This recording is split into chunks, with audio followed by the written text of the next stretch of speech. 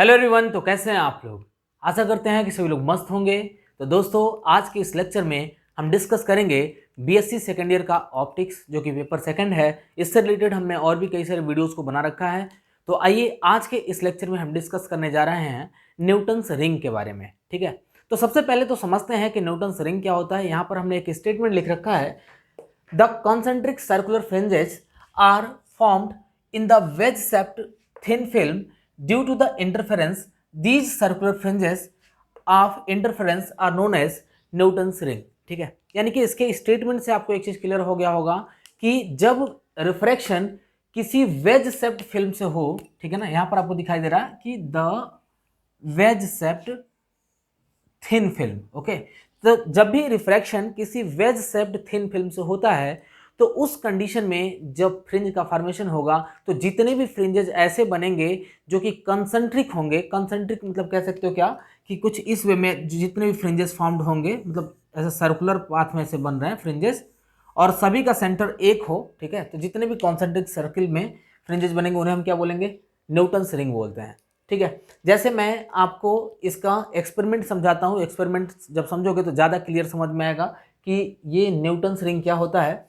तो आइए देखते हैं यहाँ पर इसके लिए क्या किया जाता है, कौन सा एक्सपेरिमेंट करते हैं हम।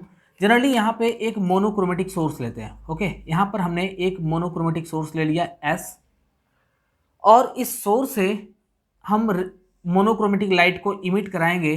ठीक है, तो यहाँ से रे ऑफ लाइट ऐसे निकलेगा और इसके रास्ते में हम यहाँ पर ऐसे लेंस को प्लेस कर देते हैं। यहाँ पर कॉन्वेक्स लेंस लगाया जाता है, क्योंकि जब भी किसी पॉइंट सोर्स से रे ऑफ लाइट आता है और इससे कॉन्वेक्स लेंस से जब पास करेगा तो इसका जो कन्वर्जन होगा वो ऐसे कह सकते हो पैरेलल वे में हो जाएगा। ठीक है, तो रे ऑफ लाइट ऐसे कुछ पैरेलली ऐसे कन्वर्ज करेंगे। इसके बाद में करते क्या है कि यहाँ पर ऐसे ग्लास लगा देते हैं, यानी कि ग्लास प्लेस करते हैं, ताकि इस ग्लास के हेल्प से जो रे ऑफ लाइट पैरेलल वे में आ रहे हैं वो रिफ्लेक्ट हो सके। ओके, ऐसे जो रे ऑफ लाइट आ रहे हैं ये क्या करेंगे? रिफ्लेक्ट हो जाएंगे। ये एकदम पैरेलल रे ऑफ लाइट आएंगे। थोड़ा सा इधर आपको कर्व दिखाई दे रहा है, लेकिन कर्व नहीं होगा ये। ठीक है, ऐसे एकदम पैरेलल रे ऑफ लाइट आएंगे। तो ये जो पैरेलल बीम ऑफ लाइट जो इधर से आ रहा है, ये रे ऑफ लाइट ऐसे यहाँ पे कह सकते हो कि 90 डिग्री पर ऐसे रिफ्लेक्ट होगा यहाँ से। ठीक है, अच्छा 90 डिग्री पर कब रिफ्लेक्ट होगा? जब ये जो हमने ग्लास लगाया है, जो हमने ग्लास प्लेट लिया हुआ है, इस ग्लास प्लेट और इस रे के बीच का जो एंगल है ये एंगल 45 डिग्री होगा। उस कंडीशन में जो रिफ्लेक्शन है इसका वो कह सकते हो 90 डिग्री पर हो जाएगा। यानी कि ये जो रिफ्लेक्शन है कितने डिग्री पर होगा? 90 डिग्री पर हो जाएगा। ठीक है, तो ये चीज़ आपको ध्यान में रखना है कि जब इसको प्लेस्ड किया गया था, इस प्लेट को, ग्लास प्लेट को जब प्लेस्ड किया गया था, तो इस ग्लास प्लेट और इस रे के बीच का एंगल जो है 45 डिग्री था, तभी जाके यहाँ पे जो रिफ्लेक्शन हुआ वो 90 डिग्री पर हुआ। ठीक है, और यहाँ पर एक प्लेनो कॉन्वेक्स मटेरियल यानी कि प्लेनो कॉन्वेक्स लेंस ऐसे प्लेस्ड किया गया है। इसका देखिए एक सरफेस जो है बिल्कुल प्लेन है और दूसरा जो सरफेस है इसका वो कॉन्वेक्स शेप का है, और इसको ऐसे किसी सरफेस पे रखा गया है। ओके, मान लेते हैं कोई सरफेस है जिस सरफेस पे से रखा गया है, ये प्लेन सरफेस है। अब देखो जनरली होगा क्या, अब खुद से सोचो कि क्या यहाँ पे 3 ही रे ऑफ लाइट आ रहे हैं या ऐसे बहुत सारे रे ऑफ लाइट आ रहे हैं? ऐसे कह सकते हो बहुत सारे कलेक्शन ऑफ लाइट यहाँ पे आ रहे होंगे। यहाँ पे और भी ऐसे लाइट होंगे जो कि यहाँ से रिफ्लेक्ट किए होंगे, ऐसे आ रहे होंगे। ठीक है ना, तो ऐसे बहुत सारे कह सकते हो कलेक्शन ऑफ लाइट ऐसे आ रहे होंगे इधर ऐसे। लेकिन सारे के सारे रे ऑफ लाइट पैरेलल आएंगे, क्योंकि इनके बीच का जो एंगल लिया गया है वह एंगल कितना है? 90 डिग्री का। सॉरी, ये जो रे है, रे और इस ग्लास के बीच का जो एंगल लिया गया है वो कितने का है? 45 डिग्री का है। अब देखो यहाँ पे, अब तुम्हें समझ में ये नहीं आ रहा होगा कि वेज क्या होगा। तो यहाँ पे देखो, अगर हम वेज शेप की बात करें, वेज शेप्ड फिल्म क्या होता है कि जब जो जिस फिल्म से रे ऑफ लाइट पास करे उसका शेप यदि कुछ ऐसा हो तो उसे हम बोलते हैं वेज शेप्ड फिल्म। ठीक है, अगर किसी फिल्म से रे ऑफ लाइट पास करे और उसका शेप कुछ इस वे में होगा तो उसे हम क्या कहेंगे? Wedge shaped film. और इसके थिकनेस को, यानी कि जो ये ब्रॉडर रीजन है, इसको हम क्या बोलते हैं? टी। इसकी थिकनेस टी मान लेते हैं। जब रे ऑफ लाइट इस प्लेनो कॉन्वेक्स लेंस से जब अंदर जाएगा तो यहाँ पर आपको दिखाई दे रहा है कि जब ये वेज शेप्ड थिन फिल्म में जाएगा तो कह सकते हैं यहाँ पे कुछ रिफ्लेक्शन होगा, क्योंकि दोनों मटेरियल चेंज हो रहा है। अच्छा यहाँ पे देखो जो वेस्ट सेप्ट थिन फिल्म बन रहा है ये किसका बना हुआ है, मैंने बताया एयर का, ठीक है ना। एयर का कैसे बना हुआ, क्योंकि ये जो है कह सकते हो कि इस रीजन में भी आपको दिखाई देगा वेस्ट सेप्ट थिन फिल्म बन रहा है और यहाँ पर भी वेस्ट सेप्ट थिन फिल्म बन रहा है, ठीक है। इसकी थिकनेस को हम लोग टी ले लेते हैं, तो इसलिए हमने यहाँ पर लिख दिया कि एयर से बना हुआ है वेस्ट सेप्ट थिन फिल्म है। तो हम जानते हैं कि जब भी रे ऑफ लाइट इसके अंदर जाएगा ऐसे कुछ यहाँ से, तो इस थिन फिल्म में से कुछ रे ऑफ लाइट इसके ऊपर से ऐसे रिफ्लेक्ट कर जाएगा, ओके। कुछ जो वेव होंगे इसके ऊपर से ही रिफ्लेक्ट कर जाएंगे और जो बचे हुए वेव्स हैं वो कह सकते हैं ऐसे यहाँ से इस वे में होकर के जाएंगे, ठीक है ना। इसको मानते हैं फर्स्ट वेव और इसको हमने मान लिया सेकंड वेव, और दोनों वेव जहाँ पर एक दूसरे को सुपरपोज करेंगे वहाँ पर फ्रिंजेस बनेंगे, ठीक है। फ्रिंजेस के शेप, अगर कुछ ऐसे भी फ्रिंजेस बनेंगे जिन फ्रिंजेस का शेप कुछ इस टाइप का होगा, ऐसे कॉन्सेंट्रिक नेचर का होगा। कॉन्सेंट्रिक बोले तो कह सकते हो कि एक ही सेंटर पे बहुत सारे फ्रिंजेस का जो फॉर्मेशन होगा, तो इस फ्रिंजेस को हम बोलते हैं कॉन्सेंट्रिक फ्रिंजेस, ठीक है। तो इस कंडीशन में कह सकते हो कि इन फ्रिंजेस को हम बोलते हैं न्यूटन्स रिंग कहते हैं, okay.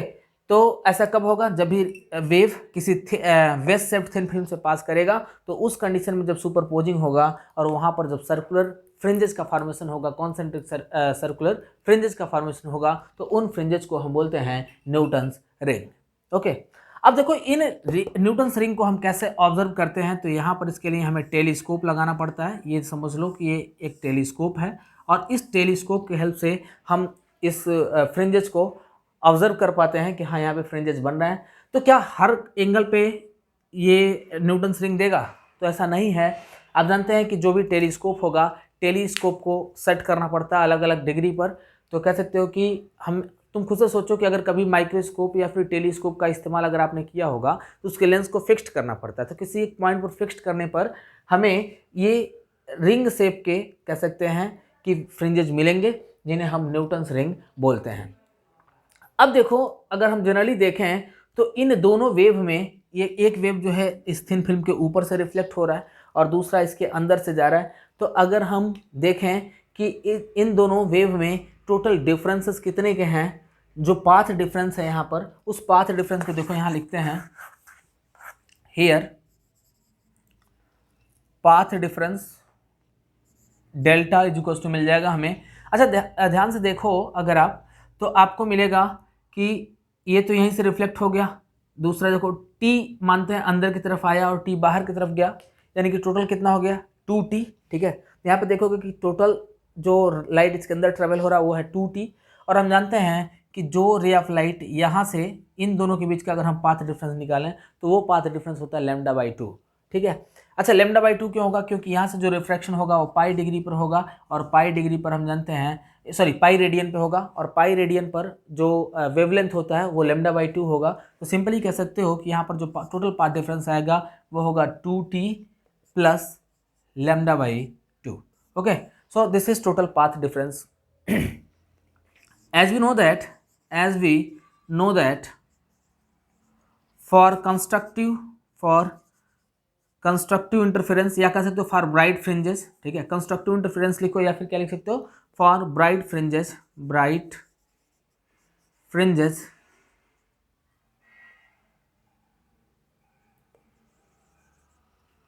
Delta is equal to होता है n लैम्डा, ओके। तो यहाँ पर सिंपली क्या करेंगे, डेल्टा के जगह पे डेल्टा का वैल्यू रखेंगे फ्रॉम फर्स्ट इक्वेशन। तो फर्स्ट इक्वेशन के अनुसार यहाँ पर लिख सकते हो 2t plus λ/2 is equals to n lambda, okay. तो यहाँ से फिर क्या करेंगे, λ/2 को दूसरे साइड में भेजते हैं। तो जब λ/2 को दूसरे साइड में भेजोगे तो आपको मिलेगा, चलो इधर लिखते हैं, तो आपको मिल जाएगा 2t is equals to n lambda minus λ/2, okay. अब देखो यहाँ पे मिलेगा तुम्हें 2t इज इक्वल्स टू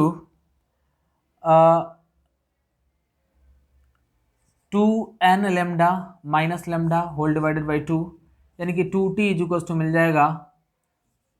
यहाँ से देखो लैम्डा को हम बाहर निकाल सकते हैं, तो लैम्डा को हमने बाहर निकाले तो बचा 2n माइनस 1/2 इंटू लैम्डा, ठीक है। तो आपको मिल जाएगा t is equals to 2n minus 1/2 into λ/2, okay.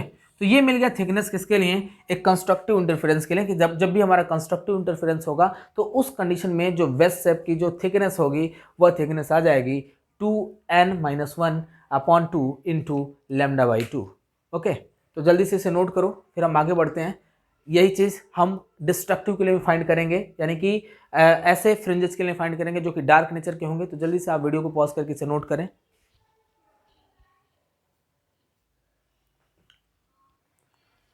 Now देखते हैं फॉर डार्क फ्रिंजेस जो डेल्टा की वैल्यू होगी, डेल्टा बराबर होता है 2n+1 लेमडा बाई 2। ओके, तो देखो डेल्टा के जगह पे डेल्टा का वैल्यू प्लेस करोगे और यहाँ पे हम दोनों को कोरिलेट करके हम थिकनेस फाइंड कर लेंगे।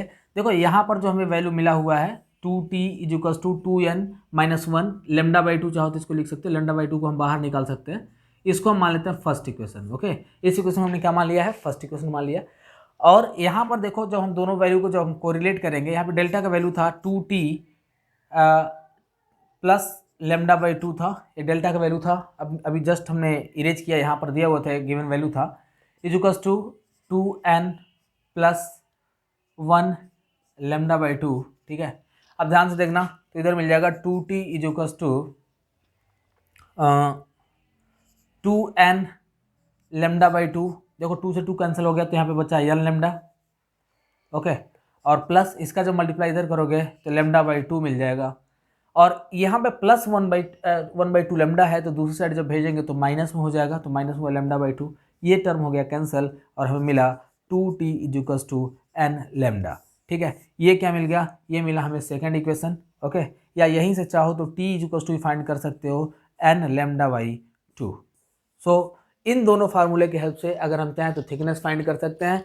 अगर हम डार्क फ्रिंज के लिए थिकनेस निकालेंगे तो उसके लिए हमें फार्मूला मिलेगा n लेमडा बाई 2, और या ऐसे कर सकते 2t का वैल्यू जो हमें मिल जाएगा n लेमडा, और यहाँ पर जो यहाँ पर जो 2t का वैल्यू मिलेगा वो मिलेगा 2n-1 लेमडा बाई 2। ठीक है, 2t क्या है, 2t वह लेंथ है जो वेज सेप्ट फिल्म के अंदर रे ऑफ लाइट जो वो ट्रेवल किया था डिस्टेंस को, वह डिस्टेंस है 2t। ओके, तो जल्दी से इसे नोट करो, फिर हम बढ़ते हैं इससे आगे।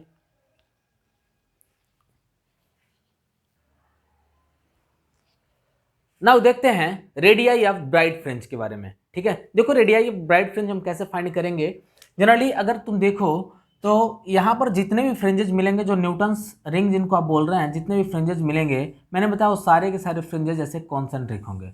ठीक है, तो यहाँ पे सपोज कर लो कि पहले वाले का रेडियस r1 है। ओके, दूसरे वाले का जो रेडियस है वो है r2, तीसरे वाले का जो रेडियस है ये पूरा r3 डिस्टेंस है। ठीक है, वैसे जो यंथ वाला जो रेडियस है इसको हम मानते हैं rn। ठीक है, आप जानते हैं कि यहाँ पर हमने ऐसे प्लेनो कॉन्वेक्स लेंस लिया हुआ था। प्लेनो कॉन्वेक्स लेंस मतलब कुछ इस शेप का था, कह सकते हो कि इस शेप का जो हमारा प्लेनो कॉन्वेक्स लेंस था।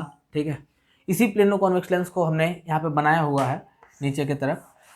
तो यहाँ पे देखोगे कि जो न्यूटन्स रिंग बनेंगे, हमें क्या करना, जो कंसिडरेशन लेना है न्यूटन्स रिंग में, हम एकदम आउटर रीजन को लेते हैं, यानी कि जो फ्रिंजेस जो भी बन रहे हैं, सबसे लास्ट वाला जो फ्रिंज यानी कि जो यंथ फ्रिंज बनेगा, यंथ फ्रिंज का रेडियस हमने rn ले रखा है। ठीक है ना, तो इस कंडीशन में देखो हमें मिल जाएगा थिकनेस t इजुकल्स टू, अच्छा खुद से सोचो कि ये पूरा जो डिस्टेंस है, इस पूरे डिस्टेंस का रेडियस हमने कैपिटल R बोला, इस पूरे डिस्टेंस का रेडियस हमने क्या बोला, कैपिटल R हो गया है।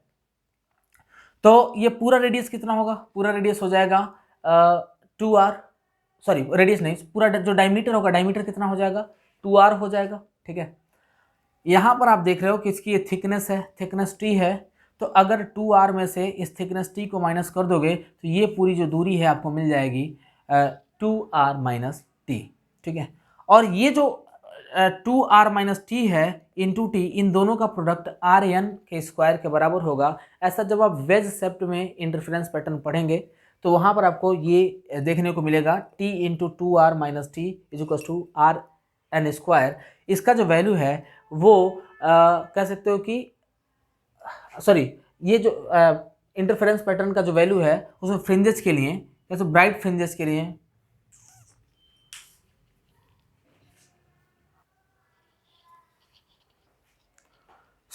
इस इक्वेशन से देखिएगा हम क्या करते हैं, टी का वैल्यू फाइंड करते हैं और जितना टी का वैल्यू आएगा उसको इस फर्स्ट इक्वेशन और सेकंड इक्वेशन में जो हम पुट करेंगे तो हमें ब्राइट फ्रिंज और डार्क फ्रिंज के केस में वैल्यू पता चल जाएगा। ठीक है, तो देखिएगा हम इसे कोरिलेट करेंगे। पहले हम यहाँ पे जब हम इस थिकनेस का जब इसे मल्टीप्लाई करेंगे तो हमें मिलेगा 2t into r minus t square is equals to r N का square.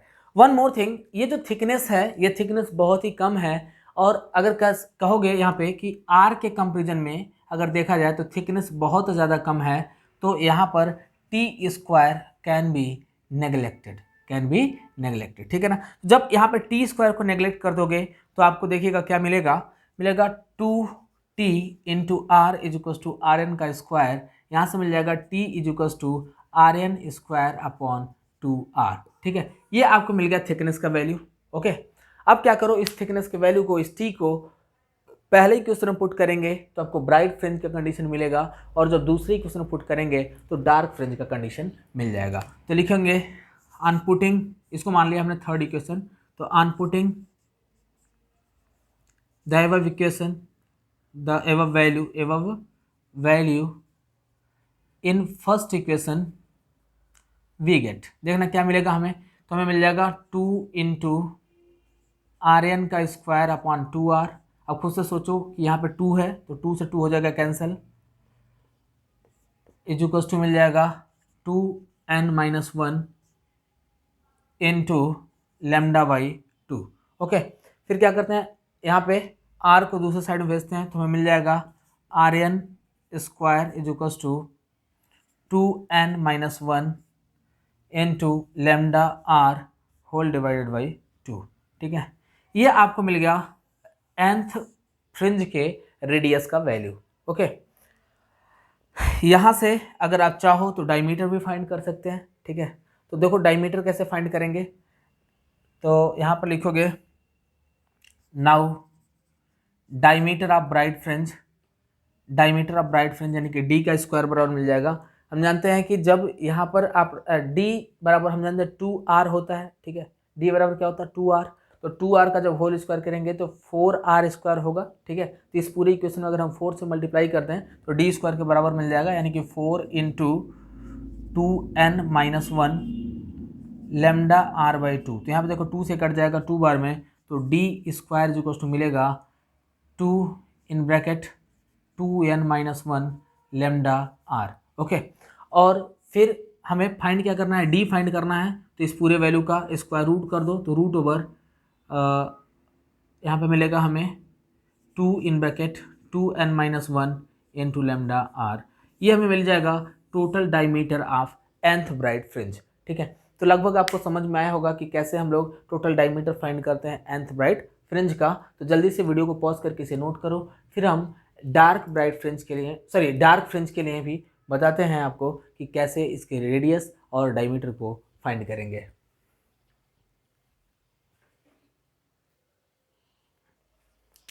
So guys, for dark fringes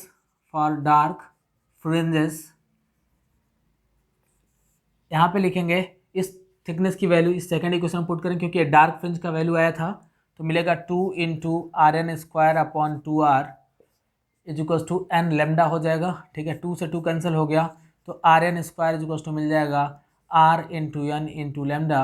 okay, तो ये हमें एक इक्वेशन मिल गया है। एंड यहीं से अगर आप चाहें डायमीटर फाइंड करना, तो डायमीटर बराबर क्या होता है, हम जानते हैं कह सकते हो कि 2r हमारा डायमीटर के बराबर होता है 2r। तो जब इस पूरे का होल स्क्वायर करोगे तो मिल जाएगा 4r स्क्वायर, तो 4 इंटू आर के जगह पे ये जो हमारा वैल्यू है इसको रख देंगे r एन लेमडा। ठीक है, अब देखो सिंपली क्या करेंगे, जब हम इसका रूट करेंगे तो डायमीटर हमें मिलेगा रूट ओवर, यहाँ पे 2 रहेगा, 2 बाहर निकल जाएगा, क्योंकि 4 का जब रूट करोगे तो 2 आ जाएगा, 2 बाहर निकल गया, आर एन लेमडा। ठीक है, चाहो तो इसको अंदर भी रख सकते हैं ऐसे, यहाँ पे 4 और फिर इसको ऐसे सॉल्व करने पर आएगा 2 बाहर निकल गया, आर एन लेमडा। तो ये मिल गया डायमीटर ऑफ डार्क फ्रिंज। तो दोस्तों आज के लिए इतना ही, मिलेंगे आपसे अगले वीडियो में, तब तक के लिए विदा लेंगे। जय हिंद दोस्तों, और